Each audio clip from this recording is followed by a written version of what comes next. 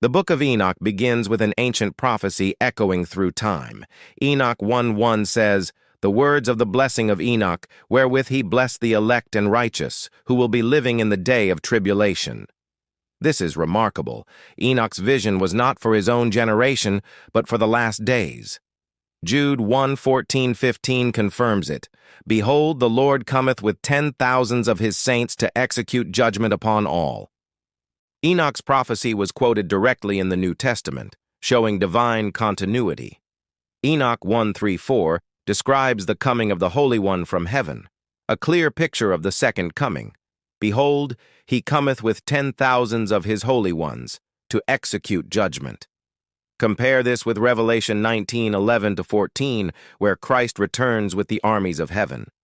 The Book of the Watchers opens not with myth, but with eschatology. In Enoch 6, we see what happened before the flood. "And it came to pass, when the children of men multiplied, that in those days the sons of God saw the daughters of men that they were fair, and they took them wives."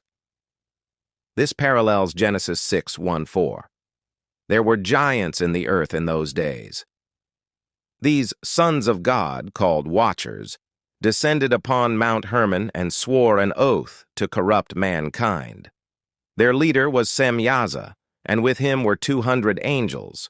They taught forbidden knowledge, weapon-making, enchantments, sorcery, astrology, and beautification for lust. Enoch 8:1-3 lists their names and their sins. Azazel taught men to make swords and knives. Semyaza taught enchantments. Barakel taught astrology. This is the origin of occult science, the same secret knowledge the New Age calls illumination. Isaiah 14:12 calls Lucifer the one who sought to ascend above the stars of God. This rebellion was more than moral. It was technological, spiritual, and genetic. The offspring of the Watchers and human women were called Nephilim, giants who devoured mankind. Enoch 7:4 says, "They consumed all the acquisitions of men, and when men could no longer sustain them, the giants turned against them and devoured mankind." These hybrids were half spirit, half flesh, the reason the flood had to come. Genesis 6:12 declares, "All flesh had corrupted his way upon the earth." This was not mere sin. It was genetic contamination of creation itself. Enoch 9 records that the archangels, Michael, Gabriel, Raphael, and Uriel, looked down from heaven and saw the bloodshed on earth. They cried to God, saying, "Thou seest what Azazel hath done." This divine council scene mirrors Job 1 and Revelation 5, heavenly watchers interceding for creation. God commands Uriel to warn Noah that judgment is coming, a flood to cleanse the corruption. Raphael is sent to bind Azazel hand and foot and cast him into the desert until the day of judgment. This parallels Revelation 20:1-3, where Satan himself is bound for 1,000 years. In Enoch 10:9, God says of the fallen angels, "Destroy all the spirits of the reprobate and the children of the Watchers, because they have wronged mankind." The physical giants were destroyed in the flood, but their disembodied spirits, the spirits of the Nephilim, became what we now call demons. Enoch 15:8-9 says, "The spirits which have gone forth from the souls of flesh shall be called evil spirits upon the earth." This explains why demons crave embodiment. They were born of flesh and spirit, now disembodied. In Matthew 8:31, the demons beg Jesus, "If thou cast us out, suffer us to go away into the herd of swine." They fear being cast into the abyss, the same prison their fathers were sent to in Enoch's time.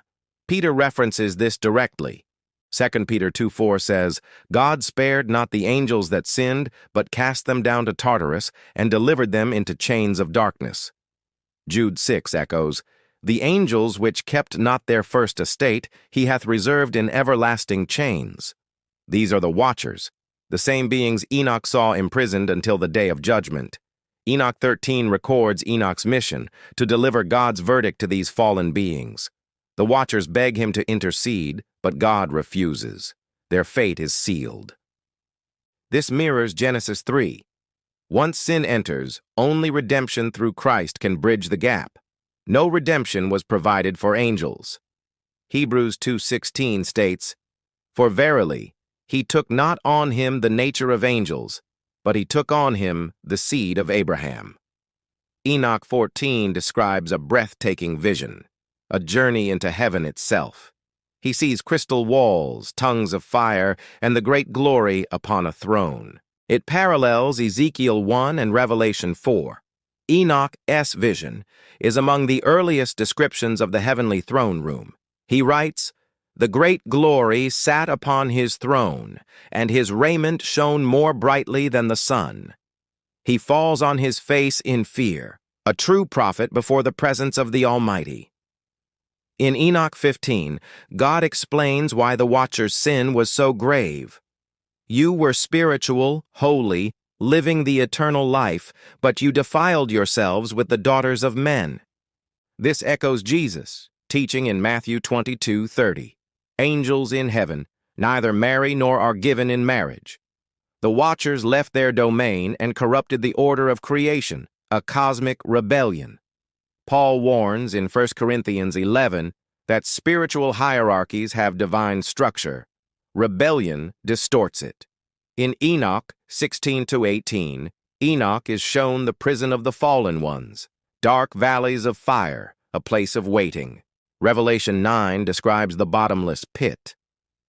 "And he opened the pit, and there arose smoke as the smoke of a great furnace." The same abyss that holds the Watchers will one day be opened in the Great Tribulation, releasing their offspring again. Enoch 19-21 shows the connection between the Watchers, the stars, and the coming judgment. He is told, "These are the stars which have transgressed the commandment of the Lord." Compare with Revelation 12:4, where 1/3 of the stars are cast down with the dragon. The stars here are angels, cosmic symbols of rebellion and order intertwined. In Enoch 22, he sees the compartments of Sheol, the realm of the dead. He describes 4 hollows in the mountain, holding the souls of the righteous, the wicked, the martyrs, and the unrepentant. This vision parallels Luke 16's story of the rich man and Lazarus, a pre-cross division of the dead.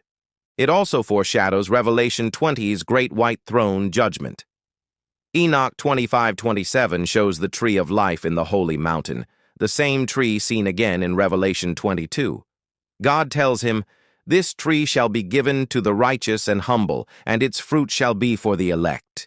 From Eden to Enoch to Revelation, the tree of life stands as a symbol of redemption restored. Finally, in Enoch 36, Enoch beholds the ends of the earth, the portals of the winds, the mountains of metal, and the storehouses of the elements. It concludes with the same message as the beginning. God's justice is sure, and his order unshaken. Every rebellion, from the Watchers to Babylon to the final Antichrist, will end under his feet.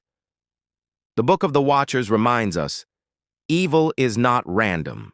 It is organized, ancient, and spiritual. But God's plan is older still. The same Lord who judged the Watchers has already triumphed at the cross.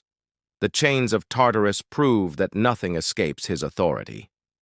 And just as Enoch was taken up, a picture of the rapture, the faithful will not see wrath, for God always removes his own before judgment falls.